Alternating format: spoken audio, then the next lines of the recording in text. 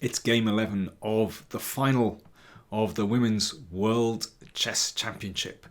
So today with white, Lei Tingjie, the challenger, and the champion, Wenjun, with black. Of course, scores level going into this game. Now, it's a 12-game match. Would one of the players try to rock the boat, try to go all out and win, or are they drifting towards a playoff after the 12 classical games? Let's have a look. So it's a gioco piano. Now knight g5 possible. That's a lot sharper, very theoretical.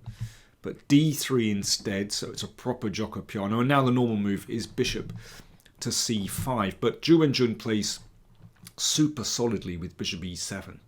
So that means there aren't any difficulties with this pin, for example.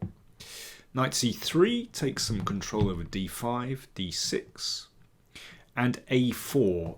That gives the bishop a retreat on a2 if it's hit by the knight.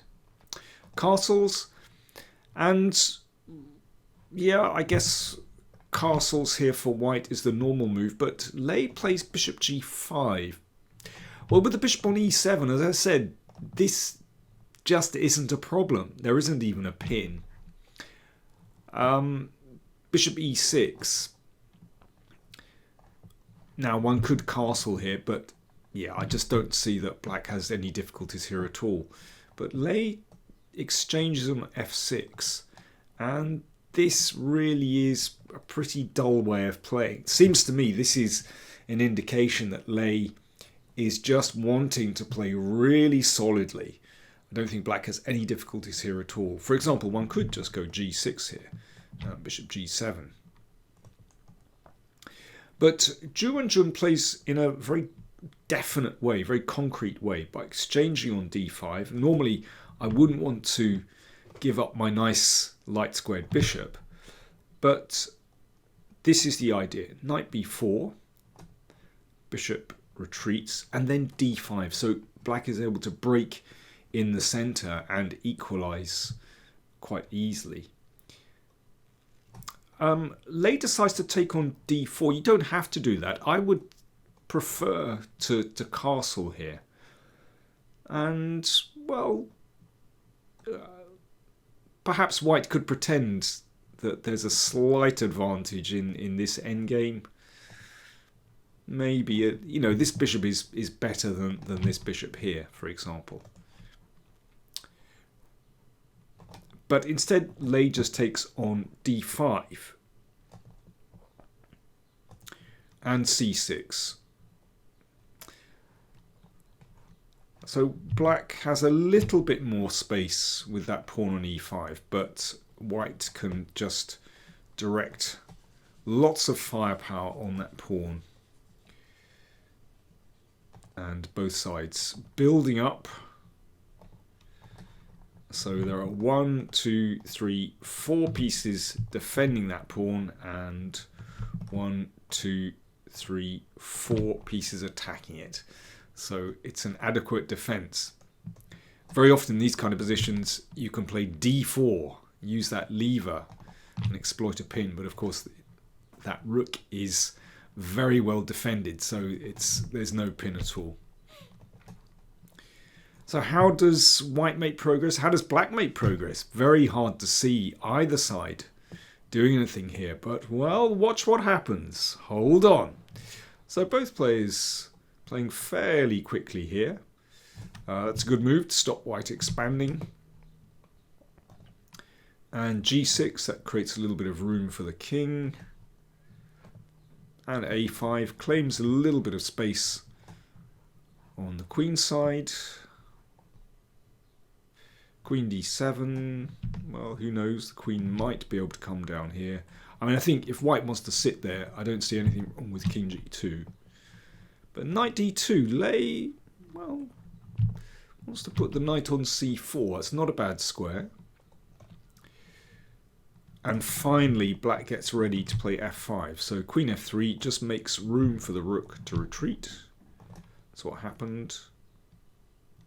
So black has a little bit of space in the center, but because white is so well coordinated, shouldn't be an issue. Yeah, the question is, what does black do next here? Actually, it's really hard to see. If this pawn advances, then that weakens this square. If that one advances, well, it's just not happening at the moment. But Wenjun does come up with a little idea, actually. So she gets in knight f6, and that knight can perhaps hop to g4, and well, things might start to happen there with potentially an f4 or an e4, depending on how white plays. And so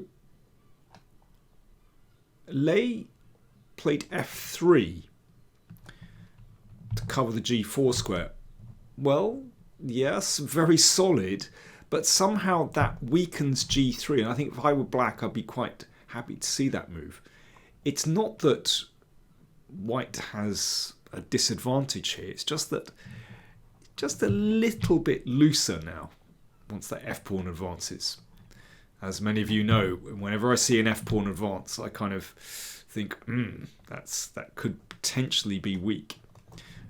I understand black has already advanced the f-pawn here, but here the king is very well covered. Knight d5, yeah, there's lots of back and forth moves here. Bishop f6, you see, now that f3 has been played, there is potential to play f4 to undermine the support for the pawn on h4. And that's why Lei decides to bring the rook over to support that pawn, so that if f4 ever comes, well, then the pawn can just advance. And now comes a really interesting moment in the game. So black has lined up here, but white has covered it pretty well, and g5 looks very risky when the rook is here as well. But you never know, black might be able to shuffle things round so that one of these breaks is possible. But Lei now decides to make a little journey with the king, to evacuate the king from the king's side. And it has to be said, if that king reaches b1, then that does change the position. I think the king is much more secure on b1. Don't see that black would have any chances to attack on the queen side. That b6 or b5 or b6 break is very hard to effect when white has three pieces covering. And then with the king over here, you never know, there could be some kind of opening on the king side. So that's very interesting. King g7. King e1, the king is on a journey. Rook h8, you see, now with that pawn defended, the h-pawn defended, then g5 might come into play. King d1, the king is still on its journey, but here is the moment where, with the king in flight, hasn't reached safety yet, then Zhu decides this is the moment to strike. And it's very understandable with the king sitting opposite the queen on d8. e4. Breaking the position open. Now, the players, I wouldn't say they were in time pressure, but yeah, the clock was ticking down. Time control at move 40, got to reach move 40. They had a few minutes left. It wasn't desperate, but certainly if you're going to strike, then this is a reasonable moment. Now, watch what happens. Pawn takes pawn, pawn takes pawn. Now, if pawn takes, then there'll be a devastating discovered check. That's no good. So that pawn can't be taken by pawn or rook. So what did Lei do? Well, just nudge the king to the side. Good move. And there's a pin here, so pawn takes rook. That's no good. So Zhu played e3. Right, big moment in the game. How would you play here with white? White to play. You have a think, I'll take a drink. Cheers.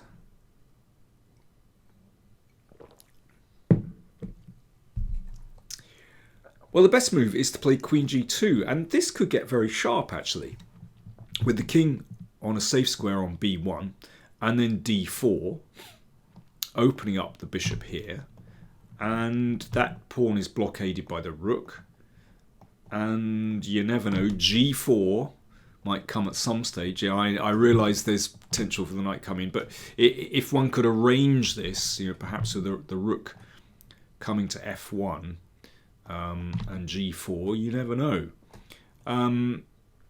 There's all kinds of interesting things that can happen here, with the kings on opposite wings and the position opening up. Computer says that black is still level. Fine. I just think in a practical game, it's not that simple. But instead of that, Lei played knight takes pawn. Okay, time for you to have a think again. Black to play. Time for a slurp of tea. How should black play here? Well, Ju had, I mean, from memory, I think she had like 3 or 4 minutes. Not real time pressure. And she played rook e8, pinning the knight. It's a reasonable move, but there is a better move. This was a missed opportunity. Bishop g5. Pinning. Pawn takes, bishop, queen takes, and this pin is really nasty. So, for example, if king d2, and here's the move. You don't pin on the e-file. First of all, you knock the queen away, and then rook takes, and there's a devastating check on f2.